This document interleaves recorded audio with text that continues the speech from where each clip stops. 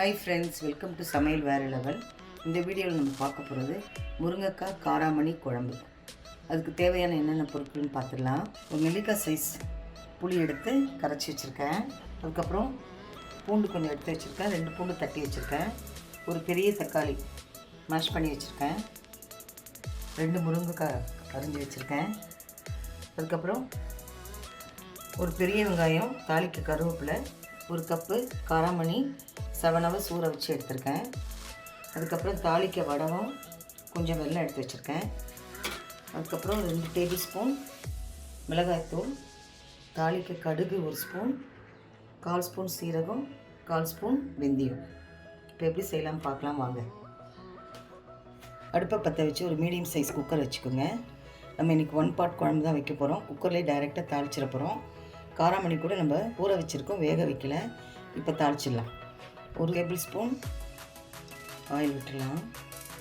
1 spoon நல்லெண்ணெய் சேர்த்துடலாம். எண்ணெய் காஞ்சிருச்சு. கடுகு, வெந்தயம், சீரகம் சேர்த்துடலாம்.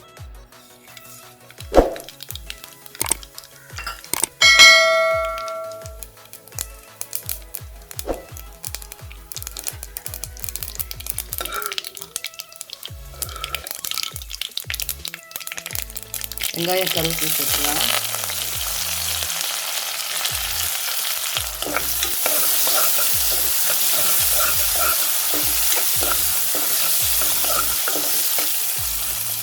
எடுத்து வச்சு பூண்டு சேர்த்துருவோம். கூடவே வடகம் சேர்த்துடலாம். வடகம் எடுத்து வச்சுருந்தாலே அதே போதும். இது குழம்புக்கு நல்ல டேஸ்ட் கொடுக்கும்.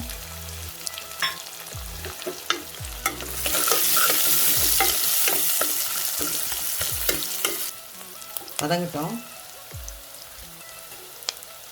வெங்காயம் வதங்கிடுச்சு. தக்காளி சேர்த்துடலாம்.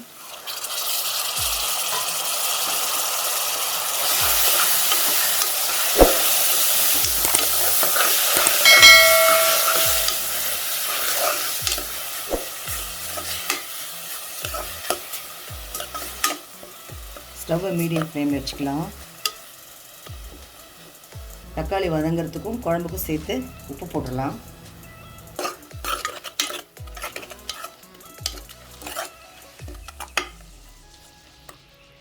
கொஞ்சம் வதங்கட்டும்.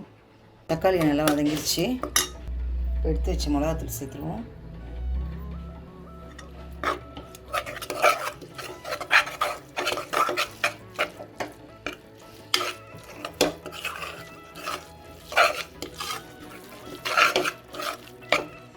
காராமணி சேர்த்துடலாம். முருங்கைக்காய் சேர்த்துருவோம்.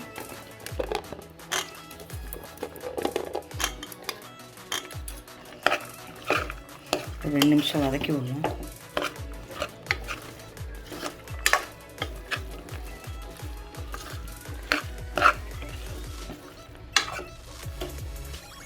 புளி கரைச்சி வச்சுருந்தேன், ஒரு நெல்லிக்காய் சைஸ், அதை எடுத்து அதில் ஊற்றிடலாம்.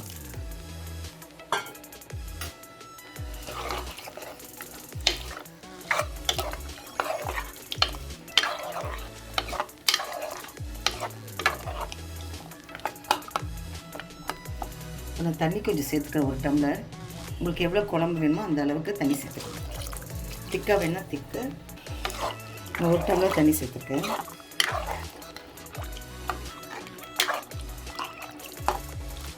இப்போ உப்பு செக் பண்ணிவிட்டு குக்கர் மூடிடலாம். இப்போ கரெக்டாக இருக்குது. இப்போது குக்கர் மூடி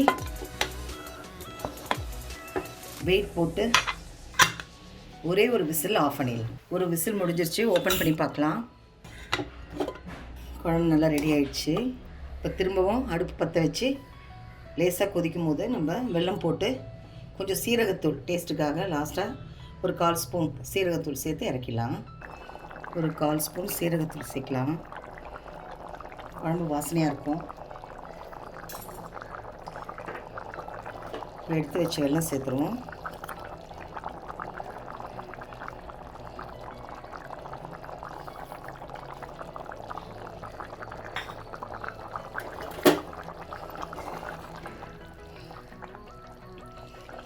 காராமணி வேக வைக்காமல் டைரெக்டாக தானே சேர்த்தோம். பாருங்கள், நல்லா வெந்துருச்சு.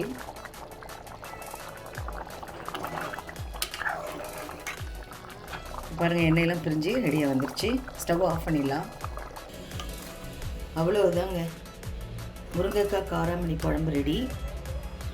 நீங்களும் இது வீட்டில் செஞ்சு பாருங்கள். லைக் பண்ணுங்கள், ஷேர் பண்ணுங்கள், கமெண்ட் பண்ணுங்கள். நம்மளோட சேனல் சமையல் வேறு லெவலுக்கு சப்ஸ்கிரைப் பண்ணுங்கள். மறக்காமல் பக்கத்தில் இருக்க பெல் ஐக்கானை கிளிக் பண்ணுங்கள்.